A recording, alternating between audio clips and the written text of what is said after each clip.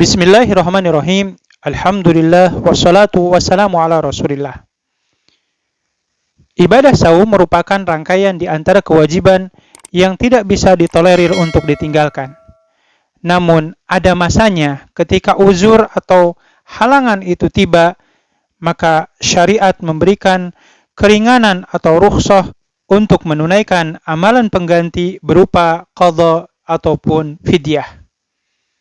Terkait masalah fidyah itu sendiri, syariat memberikan perhatian khusus dan aturan terkait pelaksanaannya. Secara syariat, fidyah diistilahkan dengan makna al-jaza'u wal badalu, yang artinya adalah menebus atau menggantikan. Di dalam kajian fikih itu sendiri, istilah fidyah dikenal dengan nama al-it'am, yang bermakna memberi makanan sebagai bentuk pengganti atau kompensasi ketika tidak menunaikan ibadah tertentu. Terkait pelaksanaan dari fidyah itu sendiri, Allah Ta'ala berfirman, A'udzubillahi minasyaitonirrajim, Bismillahirrahmanirrahim, Faman kana minkum maridhan aw ala safarin, fa'iddatun min ayyamin ukhar, wa ala alladhina yutiqunahu fidyatu ta'amu miskin. Dan bagi orang yang sedang sakit atau dalam berperjalanan, hendaklah mereka mengqadha saumnya di hari yang lain. Dan bagi orang yang diberikan kemampuan tetapi memiliki uzur atau halangan, maka bagi mereka menunaikan fidyah berupa memberi makanan kepada orang-orang miskin. Terkait masalah fidyah itu sendiri, syariat kemudian menentukan bahwasannya yang terkategorikan kalangan yang diberikan keringanan atau rukhsah untuk menunaikan fidyah ada 3 kategori. Yang pertama adalah kaum lansia yang sudah tidak kuat untuk berpuasa. Yang kedua, orang yang sedang sakit yang secara medis tidak dimungkinkan akan mengalami proses kesembuhan. Dan yang terakhir, wanita hamil dan menyusui. Terkait status wanita hamil dan menyusui, Rasulullah SAW kemudian bersabda, Innallaha wadha'a 'anil musafiri syatra sholati wa 'anil hubla wal murdi'i as-sauma. Sesungguhnya Allah Subhanahu wa taala telah memberikan keringanan bagi orang-orang yang sedang safar berupa kewajiban dari setengah salatnya, sebagaimana Allah Ta'ala memberikan keringanan bagi wanita yang sedang hamil atau menyusui agar tidak menunaikan ibadah saum. Selanjutnya, terkait status wanita hamil dan menyusui ini, timbul pertanyaan dan perselisihan pendapat di kalangan para ulama. Bila mana mereka tidak menunaikan ibadah saum, apakah mereka dikenakan kewajiban untuk menunaikan fidyah yang ditambah dengan qadha, ataukah fidyah saja atau qadha saja? Menguraikan perbedaan pendapat di kalangan para ulama terkait status wanita hamil dan menyusui, apakah mereka memiliki kewajiban qadha atau fidyah, atau justru keduanya, Al-Imam Abu Malik dalam kitabnya Shahih Fiqh Sunnah menyebutkan setidaknya ada 5 pandangan ulama madhab terkait masalah ini. Yang pertama, ulama yang berpandangan bahwasannya wanita hamil dan menyusui hanya diwajibkan fidyah saja. Dalam hal ini, sahabat Ibnu Abbas dan Ibnu Umar radhiyallahu taala anhuma memiliki acuan pandangan tersebut. Pendapat yang kedua adalah yang mengatakan wanita hamil dan menyusui hanya diwajibkan qadha saja. Dalam hal ini, Imam Hanafi menguraikannya. Sementara pendapat yang ketiga yang menyatakan wajib qadha dan fidyah dengan ketentuan sebagai berikut.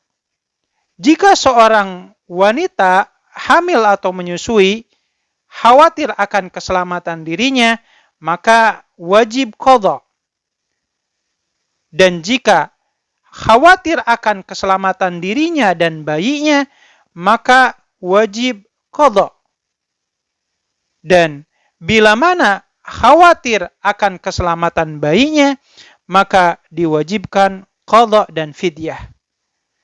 Pendapat yang ketiga ini digagas oleh Imam Malik, Imam Ahmad, dan Imam Syafi'i.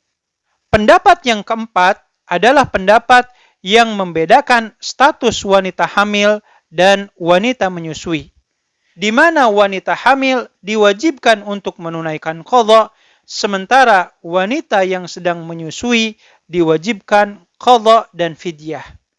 Dalam hal ini, pendapat tersebut disebutkan dalam riwayat yang lain dari Imam Malik dan sebagian madhab di kalangan ulama Syafi'i. Dan pendapat yang terakhir adalah pendapat yang menyatakan tidak ada sama sekali kewajiban untuk mengqadha ataupun fidyah. Hal ini digagas oleh Imam Ibnu Hazm dari kalangan madhab al-Zahiri. Dalam madhab ini, Imam Ibnu Hazm beralasan bahwasannya tidak ada nas yang jelas yang menegaskan adanya kewajiban qadha ataupun fidyah bagi wanita yang sedang hamil ataupun menyusui. Lantas, pandangan yang mana di antara 5 pendapat tersebut yang paling mendekati kebenaran? Wallahu a'lam. Dalam hal ini, pendapat yang pertama, di mana kaum cendekiawan di kalangan para sahabat, dalam hal ini sahabat Ibnu Abbas dan Ibnu Umar radhiyallahu ta'ala anhuma, memiliki pandangan bahwasannya wanita yang sedang hamil atau menyusui hanya diwajibkan fidyah saja. Adalah dalam hadis yang diriwayatkan oleh Imam Abdul Razak, sahabat Ibnu Abbas radhiyallahu ta'ala anhuma pernah berkata kepada seorang wanita yang sedang hamil dalam kondisi kepayahan agar wanita tersebut membatalkan puasanya. Terkait hal ini, sahabat Ibnu Abbas radhiyallahu ta'ala anhuma beliau berkata, "Anti bimanzilatil kabir alladzi la yatiqu siyama fa'aftiri wa at'imi an kulli yawmin nisfi sa'in min hintah." Sesungguhnya kedudukan engkau tidak beda jauh seperti orang yang tidak kuat untuk berpuasa.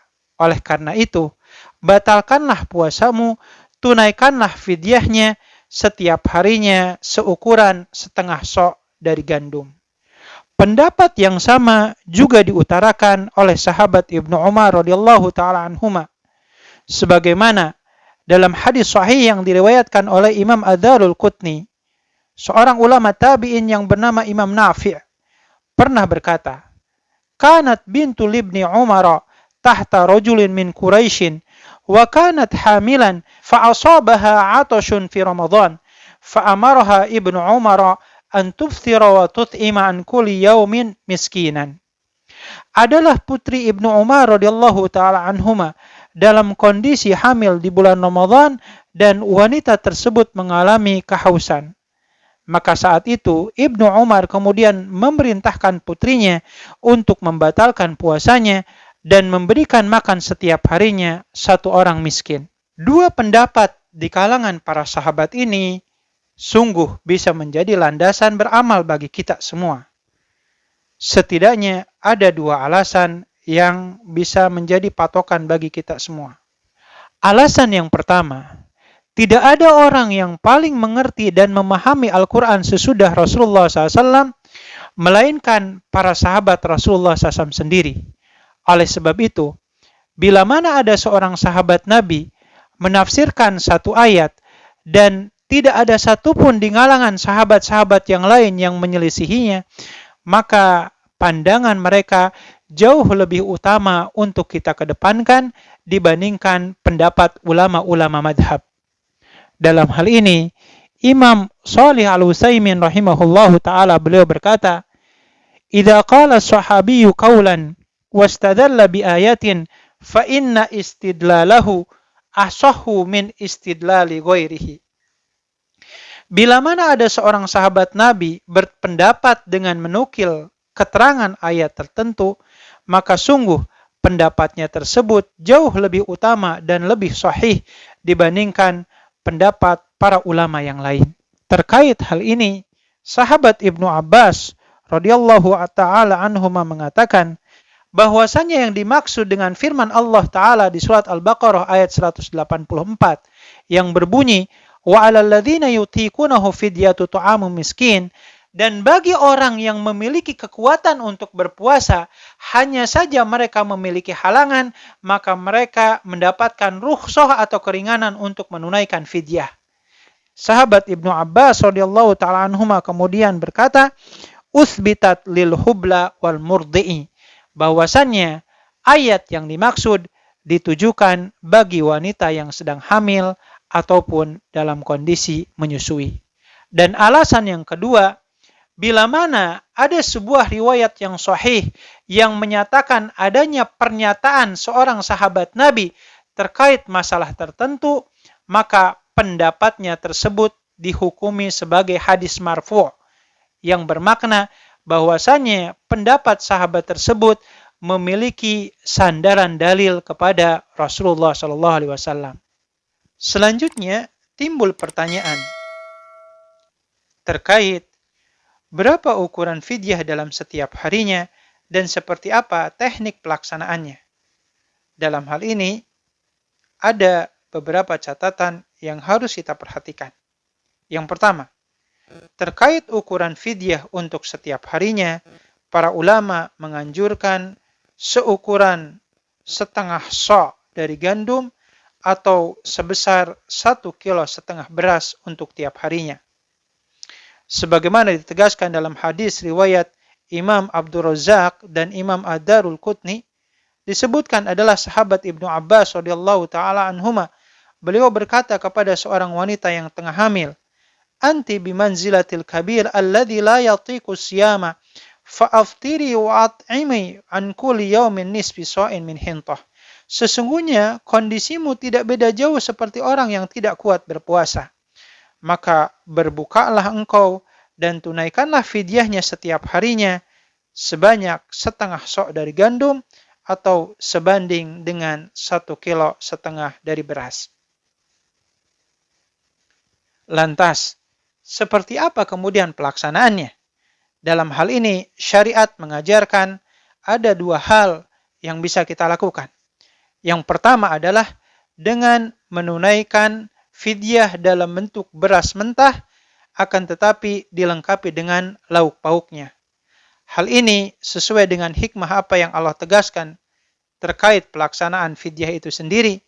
Allah menyatakan fidyatu ta'ami miskin, dan fidyah itu diberikan sebagai bentuk makanan keseharian orang-orang miskin. Tentu saja dalam ayat ini bukan hanya sekedar beras mentah saja yang kita berikan, tetapi sangat dianjurkan untuk dilengkapi dengan lauk pauknya sesuai dengan pesan yang Allah Ta'ala berikan terkait pelaksanaan fidyah. Adapun cara yang kedua adalah menyiapkan makanan siap saji, lalu mengundang orang-orang fakir miskin sebanding dengan jumlah hari yang tidak kita tunaikan untuk berpuasa. Hal ini sesuai dengan apa yang diriwayatkan oleh Imam Ad-Darul Qutni yang mengkisahkan bahwasannya Anas bin Malik annahu dha'ufa 'ani sawmi 'aman fa sana'a jafnatan min tharidin wa da'a 30 miskinan fa ashba'ahum. Adalah Anas bin Malik di akhir kehidupan beliau ketika sudah tidak sanggup untuk menunaikan ibadah saumnya, beliau kemudian menyiapkan adonan roti dan memasak sebanyak-banyaknya, lalu kemudian mengundang 30 orang fakir miskin hingga akhirnya kemudian mengenyangkan mereka. Dan ukuran 30 orang fakir miskin ini sebanding dengan 30 hari dari ibadah saum yang tidak bisa ditunaikannya. Dan hal yang lain yang perlu menjadi catatan bagi kita semua, para ulama memperbolehkan kepada kita untuk menunaikan fidyah baik dengan cara mencicil setiap harinya atau membayarkan secara langsung dalam waktu 1 bulan. Hanya saja terkait hal ini para ulama memastikan agar proses fidyah itu dilakukan ketika hari pertama dari bulan Ramadan itu tiba. Adapun Jikalau ada di antara kita yang akan menunaikan fidyah secara sekaligus sementara bulan Ramadan sama sekali belum tiba, maka dalam hal ini para ulama melarangnya. Demikian, mudah-mudahan menjadi tambahan ilmu dan pedoman beramal bagi kita semua. Walhamdulillahirabbil alamin. Assalamualaikum warahmatullahi wabarakatuh.